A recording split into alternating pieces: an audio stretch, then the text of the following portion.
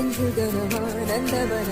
கவுண்டமாச்சு தூவான மழகாச்சு மீனாட்சி எதிரே நடந்தா ஆத்தி அடியாத்தி கண்ணால ஒளியூத்தி உள்ளார உருவம் வரைஞ்சா